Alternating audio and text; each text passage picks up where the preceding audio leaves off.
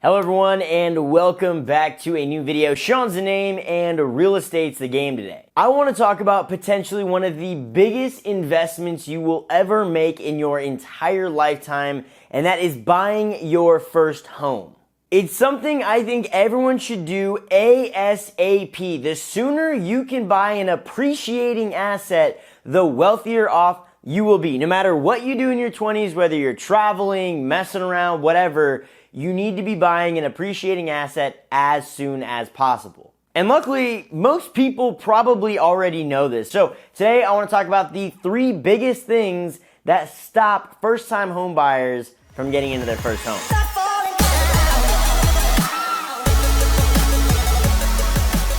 Okay, here's the thing. If you don't think you should be buying a home ASAP, then I've got 2 words for you. You're dumb. I get it. The second you go from being ridiculously poor in high school or college or whatever to making a little bit of money, you want to go have some fun, whether it's like buying a dope car, buying some cool clothes, or just raging your face off. I get it. I am 23. I am right there with you right now. But here's why you should actually save some money, not to just go buy a cool car, but to actually buy a house. If you buy a house when you're 20 years old, you'll have it paid off no later than the time you're 50, right? Well, not only does that beat buying a home in your 30s and not having it paid off until you're 60 plus and you're trying to retire, but the sooner you get into real estate, the wealthier off you'll be. On average, homes in the United States appreciate at about a rate of 5% every single year.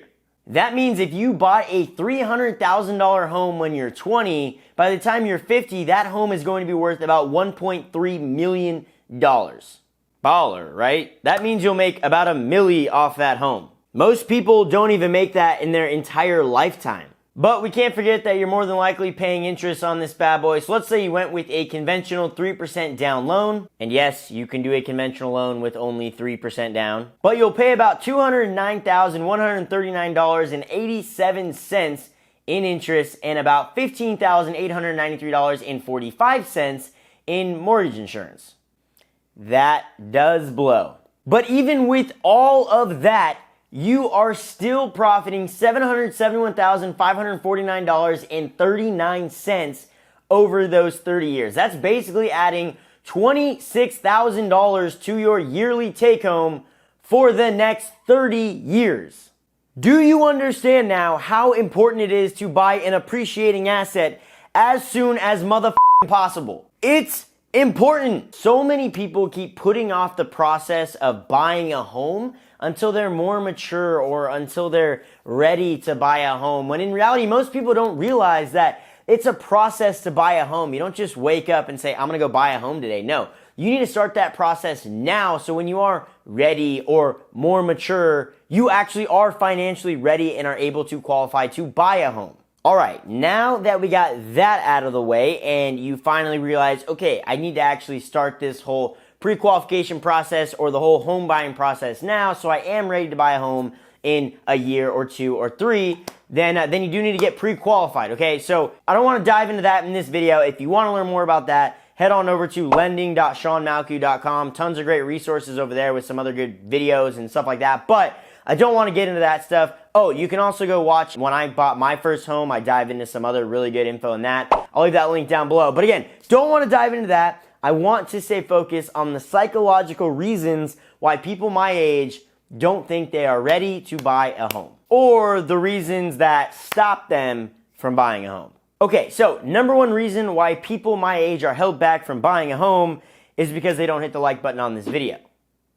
So make sure you do that. All right, no, I'm just messing around. But in all seriousness, I work in the industry, so I see this every single day. I'm in this age group, so I'm living with this every single day. And I've also done tons of research on this. So the number 1 reason why people my age are held back from buying a home is because of a down payment. Come on, people! Again, I touch on the big 3 things: credit, assets, and income in a different video, linked down below.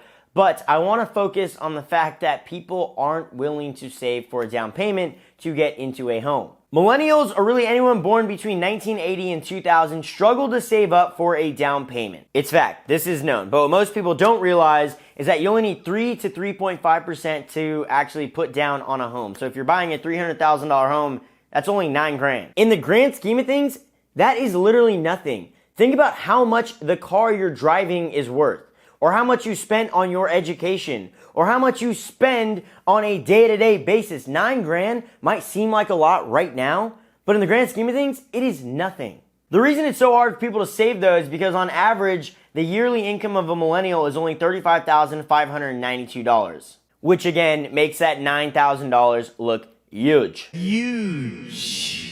When in reality, if you saved $3,000 for 3 years straight, your total yearly income wouldn't really decrease that much and you would be able to buy a home. Sad thing is most millennials don't know how to save at all, and if you're one of those people and you're watching this video, then figure it out, boy. But moving on, the number 2 obstacle, which is really dumb in my opinion, that actually holds people back from buying a home, is the fact that our generation is moving much slower than our parents' generation and our parents' parents' generation. We're talking about life in prison here, aka marriage. Millennials are wedding later and later and much less often. And when most people consider home ownership as a representation of a stable place to live for the rest of your life, they correlate that with marriage, right? So the normal thing to do here is to get married, buy a house, have some kids, and then die.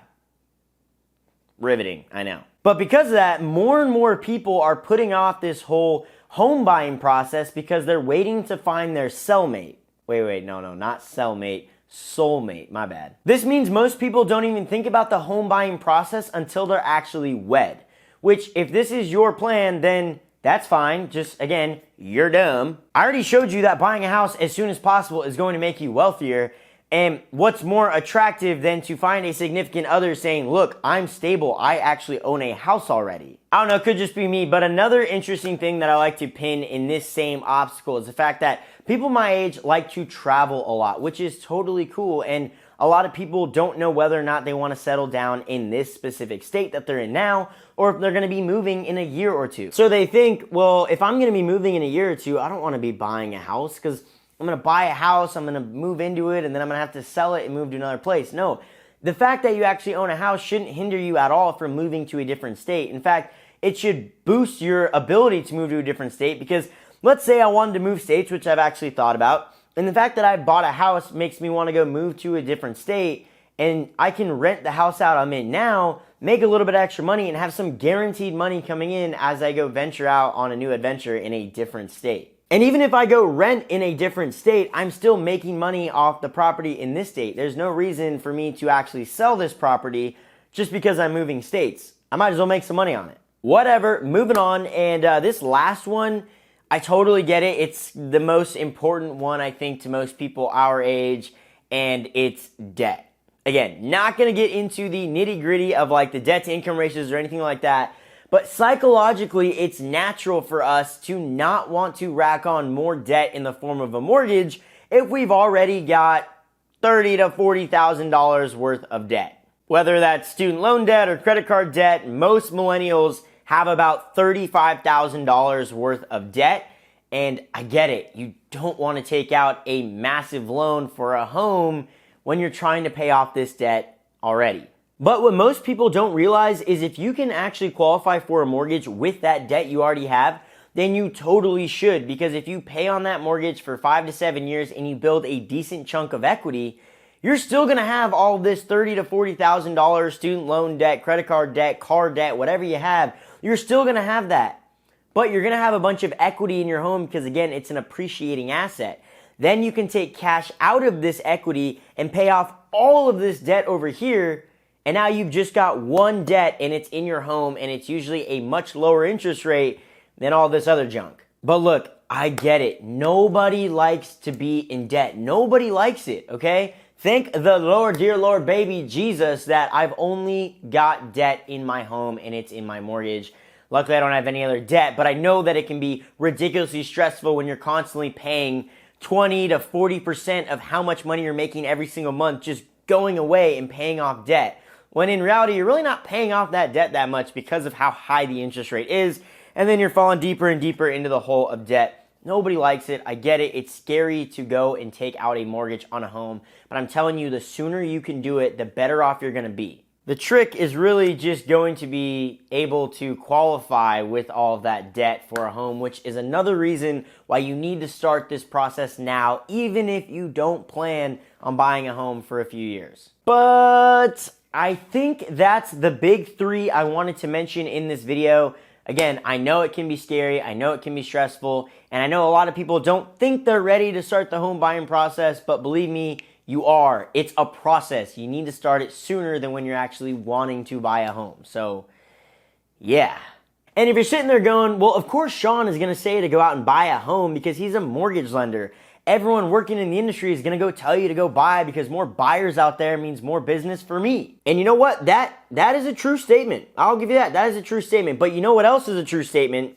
Everything else I've said in this video. So if you want to hold off on buying a home, fine by me. I'll be $771,549.39 richer than you by the time I'm 50. Oh yeah, for literally doing nothing but living in a house, which you're probably already doing. The call is yours, but hopefully you enjoyed this video and learned something new. If you did, I would really appreciate if you hit that like button. Also, subscribe if you're new around here. I'm always trying to release content that'll make your situation much better off.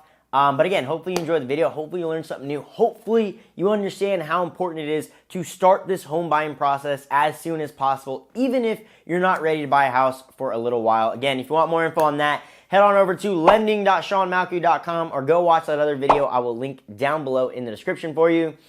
Otherwise, see you later.